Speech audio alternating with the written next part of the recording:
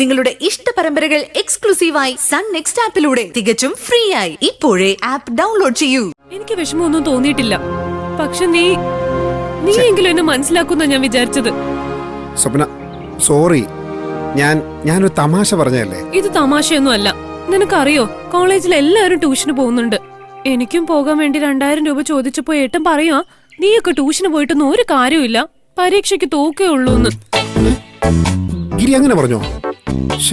മോശമായി പോയി. അതുകൊണ്ട് നിനക്കെന്താ? നാണം കെട്ടത് ഞാനല്ലേ. നിന്നെ കൊണ്ട് എന്തെങ്കിലും ചെയ്യാൻ പറ്റുമോ? എന്റെ ഫീസ് നീ തരുമോ?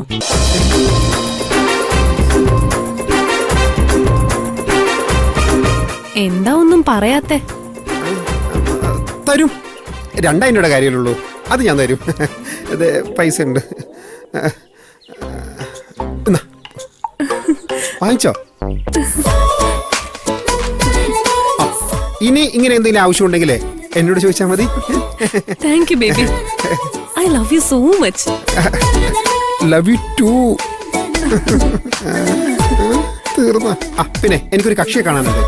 വേണമെങ്കിൽ പോകുന്ന വഴി ഞാൻ സ്വപ്നയെ ഡ്രോപ്പ് ചെയ്യാം. ഞാൻ എന്റെ ഒരു കൂട്ടുകാരിയുടെ വീട്ടിലേക്ക് പോയിട്ടേ കോളേജിലേക്ക് പോകുന്നുള്ളൂ. എന്നാ ആയിക്കോട്ടെ. Bye bye baby. ബൈ.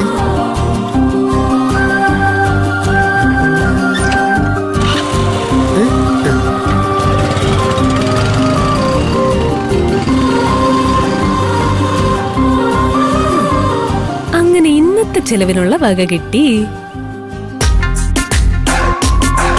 ഇവനൊരു ദരിദ്രവാസി ആയതുകൊണ്ട് ആകെ ഇത്രേ കിട്ടിയുള്ളൂ. ആ മോളെ, നമുക്കിന്നൊരു സിനിമയ്ക്ക് പോവാം. എന്റെ ട്രീറ്റ്. എനിക്ക് കാശ് തരാൻ ഒരു മണ്ടൻ കാമുകനുള്ളപ്പോ നിങ്ങൾ എന്തിനാ ടെൻഷൻ അടിക്കുന്നേ? മുകുന്ദനുണ്ണി തന്നെ.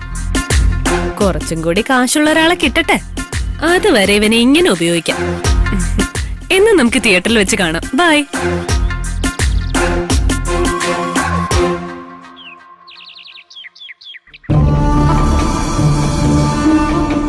മഹേഷേട്ടന് നല്ല കുറ്റബോധം ഉണ്ടായിരുന്നു. മഹേഷേട്ടൻ ഇനി നന്നായിക്കോളും. എനിക്ക് വലിയ പ്രതീക്ഷയൊന്നുമില്ല.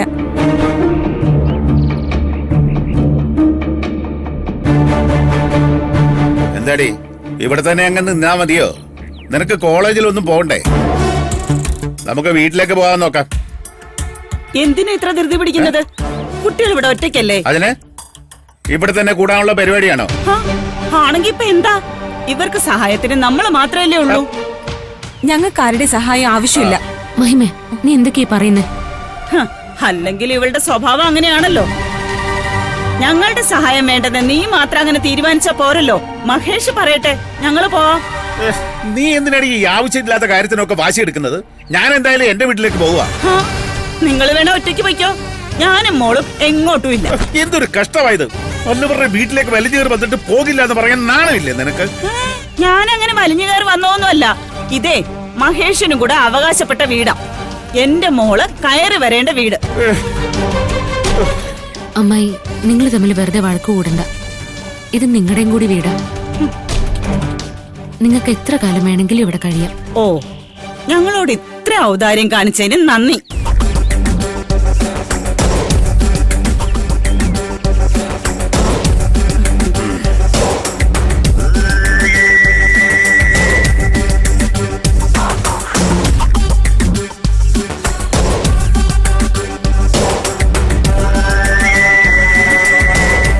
എവിടായിരുന്നു മോനെ ഇതുവരെ? ഞാൻ പുറത്തൊന്നു പോയത്.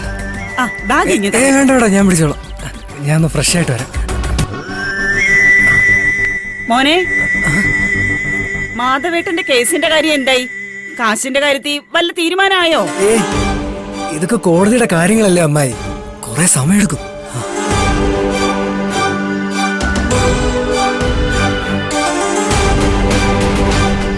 ഇവനെന്തിനാ ആകെ കിടന്ന് പരുങ്ങുന്നത്?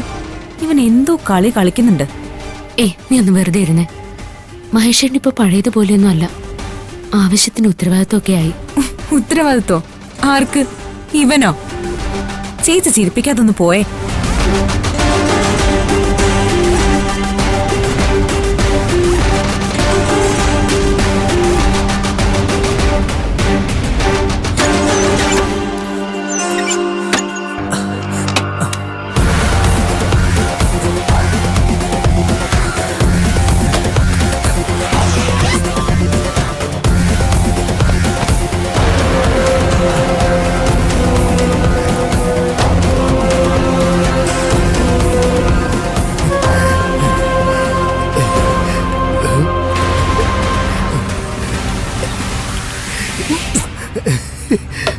മോനെ മഹേഷേ, മോനെ കഥ തുറക്ക്. മോനെ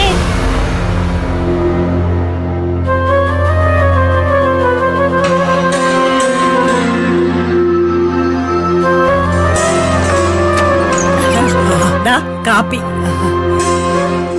എന്തിനാടാ വാതില് കുറ്റിയിട്ടത്? അത് ഞാൻ പഠിക്കാൻ തുടങ്ങിയായിരുന്നു. പുറത്തുനിന്ന് ശബ്ദമൊന്നും കേൾക്കണ്ടെന്ന് വിചാരിച്ചു. ആ പിന്നെ മോനെ, മഞ്ജുവും മഹിമയും കൂടെ ഞങ്ങൾ ഇവിടുന്ന് വേഗം ഇറക്കി വിടാനുള്ള ഒരു പരിപാടി നടത്തുന്നുണ്ട്. ഞങ്ങൾ ഇവിടെ ഉണ്ടെങ്കിലേ മോനതൊരു സപ്പോർട്ടാവുമെന്ന് അവർക്കറിയാം. അതിനാ ഞങ്ങളെ ഓടിക്കാൻ അവര് ധൃതി കൂട്ടുന്നത്.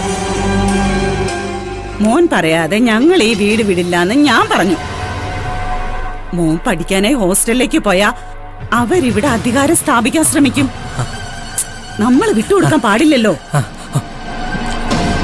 ശരി അമ്മായി, എനിക്കൊരു കൂട്ടുകാരനെ കാണാൻ പോണം, കുറച്ച് അർജന്റ്.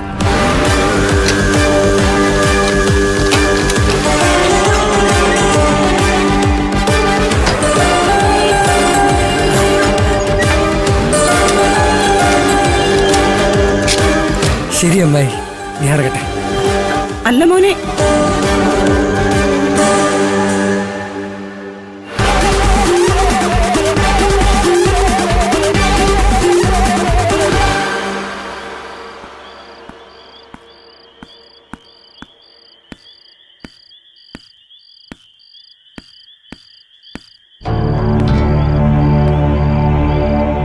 മഞ്ജു, മോളെ മഞ്ജു.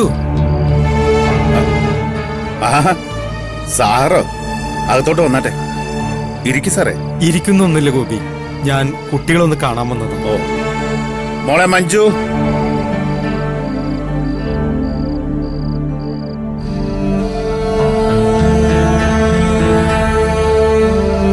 നിങ്ങളിപ്പോ ഓക്കെ ആണോ മക്കളെ? ആണ്. എന്തെങ്കിലും ആവശ്യമുണ്ടെങ്കിൽ അങ്കിളിനെ വിളിക്കാൻ മറക്കണ്ട. നിങ്ങള് മാധവന്റെ ചടങ്ങ് കഴിഞ്ഞ് പോയില്ലല്ലേ? അതെങ്ങനെ പോകാനാ സാറേ? ഇവിടെ ഈ കുട്ടികൾ ഒറ്റയ്ക്കല്ലേ. മാധവേട്ടനില്ലാത്തതിന്റെ ഒരു കുറവും ഇവർക്കുണ്ടാവരുതെന്ന് ഞങ്ങൾക്ക് വാശിയായിരുന്നു. രണ്ടും പെൺകുട്ടികളുള്ള വീടല്ലേ, അതും ഈ അപകടം പിടിച്ച പ്രായത്തില്. എന്തെങ്കിലും ചീത്തപ്പേര് വരുത്തി വെച്ചാലോ? അതാ ഒന്നും നോക്കാതെ ഞങ്ങൾ ഇങ്ങോട്ട് താമസം മാറിയത്. അതേതായാലും നന്നായി. മാധവൻ പെട്ടെന്ന് ഇങ്ങനെ പോയതുകൊണ്ട് വീട്ടിലെ കാര്യങ്ങളൊക്കെ കുറെ കഷ്ടത്തിലാ സാറേ. എനിക്ക് കിട്ടുന്ന കാശ് കൊണ്ട് എന്റെ മോളുടെ പഠിപ്പ് പോലും നടക്കുന്നില്ല. ഇവിടെ 3 കുട്ടികളില്ലേ. സാറിന് എന്തെങ്കിലും ചെയ്യാമെങ്കിൽ. അതിനെക്കുറിച്ച് സംസാരിക്കാനാ ഞാൻ വന്നത്. മാധവൻ സർവീസിലിരിക്കുമ്പോഴാണല്ലോ മരിച്ചത്. അതുകൊണ്ട് ഈ കുടുംബത്തിൽ നിന്ന് ഒരാൾക്ക് പോലീസിൽ ജോലി കിട്ടും.